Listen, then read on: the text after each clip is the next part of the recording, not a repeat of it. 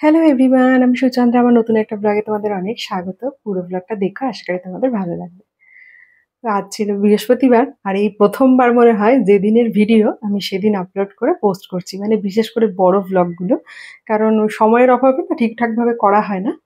যাই হোক, আজ বেশ সকাল থেকে হালকা, কারণ আজ বৃহস্পতিবার, সন্দীপ যাবে অফিসে। গত কয়েকদিন ধরে এখানে বেশ ভালোই টুকটাক টুকটাক বৃষ্টি হচ্ছে, জোরে কখনো আসতে। তো সকাল থেকে ঝিরঝির করে বৃষ্টি হচ্ছে।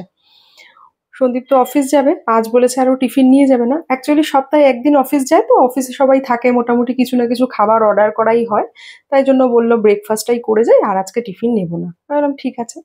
তো তিনজনের জন্য একসাথেই একটু ডালিয়ার খিচুড়ি বানিয়ে নিয়েছি। আর এখনো কিন্তু বৃষ্টি টুকটুক করে হচ্ছে। তো যেহেতু আজকে সকাল সকাল আমি সন্দীপ সবাই উঠে পড়েছি, তো চিনি রানীও উঠে পড়েছে। আর চিনিকে একটুখানি আগে জল দিলাম, কারণ উঠে আর এখন এই দুদিন ধরে এই বইটা নিয়ে খুব ইন্টারেস্ট। বইটা উঠে চোখ খুলেই বলেছে ওর ওই বইটা চাই। তো বিছনা টিছনা গুছিয়ে আমি বললাম গুছিয়ে নি, তারপরে দেবো।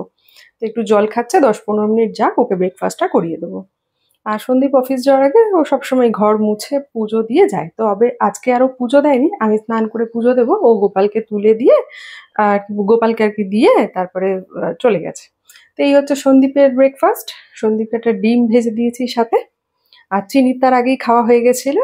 আমি সন্দীপ অফিস বেরিয়ে গেলে একটু ধীরে সুস্থে খাবো, আমি না ওই তাড়াহুড়ো করে খেতে ঠিক মানে খুব একটা দরকার না হলে তাড়াহুড়ো করে একটা খাই না। তাই আমি বললাম যে সন্দীপও তো বেরোবে, আবার অফিসের ক্যাবও চলে আসবে, আর বাবাকে আবার মেয়ে খাইয়েও দিচ্ছে। তো সন্দীপ বেরিয়ে গেলে যা হয়। সন্দীপ বেরিয়ে গেছে, চিনি ভাবছে কোথায় যাচ্ছে। বললাম অফিস যাচ্ছ, জানেও অফিস যাচ্ছে, তাও ওর একটু মনটা খারাপ খারাপ। ও যাবে বাবার সাথে। আমি বললাম ঠিক আছে, বাবা অফিস যাক, আমি আর তুমি ঘুরে আসি। তা আমিও ব্রেকফাস্টটা করে যা টুকটাক বাসনপত্র হয়েছিল ওগুলো না ধুলাম। ধুয়ে আমরা দুপুরবেলায় মা মেয়েতে সিদ্ধ ভাত খাবো, একটুখানি সবজি ডাল ধুয়ে কুকারে রাখলাম, তারপরে চাল টাল ধুয়ে সব রেডি করে রেখে গেলাম, এসে বসিয়ে দেবো। তো চিনি আর আমি একটু রেডি হয়ে বেরোচ্ছি। এই চিনি না জুতোটা, যে জুতোটা ঘরে পরে হাওয়াই চপ্পলটা, ওই হাওয়াই চপ্পলটা না পায়ে টাইট হয়ে গেছে, তো ভালো করে পরতে পারছে না, আর পাটা পুরো ভেতরে ভরতেও পারছে না। তো ভাবলাম ঠিক আছে যাই, আজকে যখন কোনো কাজ নেই, আমি আর চিনি বাইরে থেকে একটু ঘুরেও আসি। সেরকম ভাবে তো আমার নিজেরও বেরোনো হয় না, ওই এখন ডান্সের ক্লাসে যায় বলে বিকেলবেলাটা ওই কাছেই একটু বেরোই, আদারওয়াইজ বেরোনোও হয় না।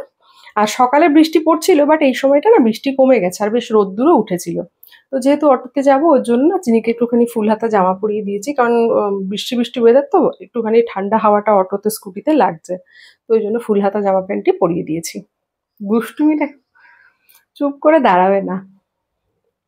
তো তারপর একটুখানি চশমা টশমা, কোথাও বেরোনোর আগে মনেও থাকে বেশ, রাত্রিবেলায় বেরোলে কিন্তু বলে না, দিনের বেলা বেরোনোর সময় হলেই বলে মা সানগ্লাস দাও। তো এই যে ম্যাডাম বেরোচ্ছে, আমিও রেডি হয়ে গেছি। আমি এই জামাটা অনেক দিন পরে পরলাম, এটা না প্রেগনেন্সির সময় কেনা হয়েছিল, তখন এত বড় বেবি বাম্প ছিল না আমার, ও সব জামা তো হতো না। তো বেশ কিছু জামা প্রেগনেন্সির সময় কেনা হয়েছিল। তো এই হচ্ছে তার মধ্যে এই একটা জামা, অনেকদিন বাদে পড়লাম। জামাটা একদম পিওর কটনের, আর এই ইকত গুলো না প্রিন্ট, সুতোর কাজ না, প্রিন্ট করা, ভালো বেশ। মিন্ত্রা থেকে কিনেছি, পরে ভালো, আরাম আছে। তো এই আর কি, আমি আর চিনি গেলাম, স্মাইলি বেরিয়েছিল, ওকে একটু বাই করে দিলাম।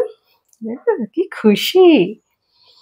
এইবার দেখো, বাড়ির থেকে তো বলে বেরিয়েছি যে খালি চিনির জন্য একটা জুতো কিনবো, কিন্তু কোথাও গেলে তো আর খালি যেটা বলে যাই সেটা কেনা হয় না, দেখলে তো আরো আশেপাশে টুকটাক সাজ সরঞ্জাম যা যা দেখি তখন মনে হয় সবই দরকার। তো অটোতে উঠে গেছি, চিনি ভীষণ আনন্দ পেয়েছে, বিশ্বাস করো ভীষণ। ঘুরতে যাচ্ছে না, ওর জন্য। তো বিশাল কাছেই, খুব একটা বেশি দূরে না, চলে এসেছি বিশালে।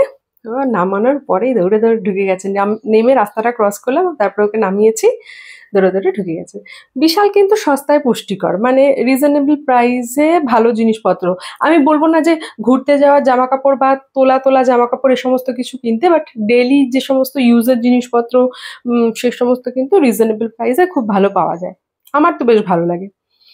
তো এখানে দেখো একটা ব্যাগ দেখাচ্ছিলাম তোমাদের, ওই যে ইউনিকর্ন ব্যাগটা, ওরকম টাইপেরই একটা ব্যাগ না চিনির আছে। আমরা যখন চিনিকে নিয়ে গোয়া গেছিলাম সেবার কিনে নিয়ে এসেছি। এইবার বের করে দেবো, কয়েকটা ব্যাগ এখন ইউজ করছে, তো ওই জন্য ওই ব্যাগটা এখনো বের করিনি, করে দেবো।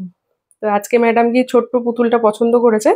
প্রথমে পিঙ্কটা নিয়েছিল, তারপরে রেডটা নেবে বললো, পিঙ্কটা নিয়ে রেখে রেডটা নিয়েছে। তো সব আর্টিফিশিয়াল প্ল্যান্ট, কি সুন্দর লাগছে দেখতে। তো যাই হোক, তারপরে কেনাকাটা করে আমরা এক ব্যাগ ভরে নিয়ে বাড়ির পথে চললাম। তো ওখানে একটু দাঁড়িয়েছিলাম, দেখি কোনো অটো আসছে নাকি, অটোতে উঠে গেছি। চিনি তো ভীষণ ভীষণ মজা করেছে, উফ কি মজা পেয়েছে। তো তারপরে আসলাম, কি সুন্দর আকাশ দেখো। এই আকাশ দেখে মনে হচ্ছে যে সকালবেলায় বৃষ্টি হচ্ছিল। তো আর যেহেতু বেরিয়েছিলাম, আর মিড মর্নিং এর ফলটা খেতে একটু দেরি হলো, ওই জন্য লাঞ্চটা একটু দেরিতে খাবে। আর আপেলটা না বেশ বড় ছিল বলে ওকে আর এখন পুরোটা দিলাম না, খেলে ভাতটা খেতে আরো দেরি হবে। ওই জন্য হাফ আপেল ওকে কেটে দিলাম, ফ্রেশ ট্রেশ করিয়ে দিয়েছি। আবার এসে বসে পড়েছে বই নিয়ে, আবার সাথে পুতুলটা নিয়ে বসেছে। তা আমিও কুকারটা অন করে দিয়ে আসলাম, ভাতটা একটু পরে বসাবো। ভাবলাম তোমাদেরকে দেখাই কি কি কিনেছি। তো এই সমস্ত জিনিসপত্রই যা যা দেখাচ্ছি, সবই প্রয়োজনীয় জিনিস। কিন্তু যখন বেরোই তখন বলে বেরোই একটা জিনিস কিনবো, কিন্তু তারপরে দোকানে গেলে সব মনে হয় সবই প্রয়োজনীয় জিনিস, কিচ্ছু অপ্রয়োজনীয় না। তো বিশালে গেলে এই টাইপের জামাগুলো পেলে চিনির জন্য নিয়ে আসি, ঘরে পরে এদিক ওদিক একটু বেরোয় টুকটাক। আর এই প্যান্ট গুলো বেশ ভালো কোয়ালিটির বিশালে বাচ্চাদের, বাট এটা সাইজ গুলো বড় বড় নিতে হয়, বিশালে সাইজ না ছোট। তো চিনির জন্য বেশ বড় বড় সাইজ দেখে আমি আবার প্যান্ট নিয়ে এসেছি। আর এই হলো আমাদের মামের আজকে লাঞ্চ। নতুন ওই ট্রেটা এনেছে, ওর মধ্যে একটু সাজিয়ে গুছিয়ে না নিলে হয়। আর এই ব্লগটাও শেষ করি, তোমাদের কেমন লাগলো জানিও কিন্তু।